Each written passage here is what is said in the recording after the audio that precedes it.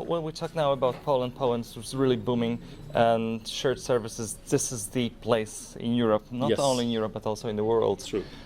What is the real competitive advantage of Poland, the cultural competitive advantages of the nations? What makes Poland so special then, without like a marketing, but really the qualities we have here compared to other nations? Yeah, it's a talent. The pool of talent that gets out of our universities is appreciated by pretty much everybody who's here. That's going to be number one thing they mention. Not to say that other countries do not have good universities and good students, but the percentage and the size of our educational system and our population makes the trick.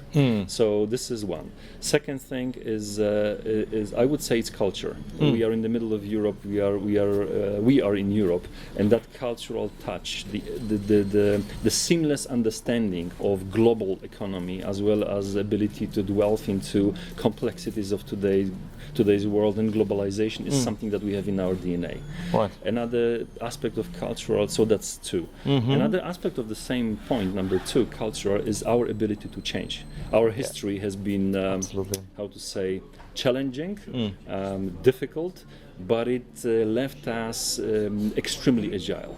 So we are really, people struggle with change. We dwell on change. So if we stand still for too long, we are impatient. We want to do something. And even if people will say just stand still, do something, that's not in our nature. And this is what people love. This is what companies need. So we really dwell and we thrive on change. And this is something that is very, and also being open for on new technologies, on new processes, on new ways of doing things, which basically translates to innovation, if you think about that. So that's another thing. Location. We are blessed by the fact that we are in the middle and we are 6 hours to the farther east and 6 hours to farther west. This is very important. And I think, yes, to a certain extent, also cost arbitrage plays a role. I'm very happy to say this at the last spot, because many years ago it would be probably reversed, very honestly.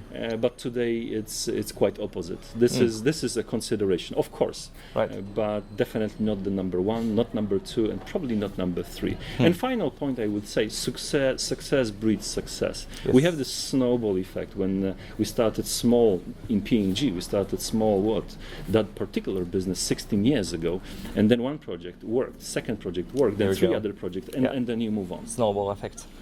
Excellent.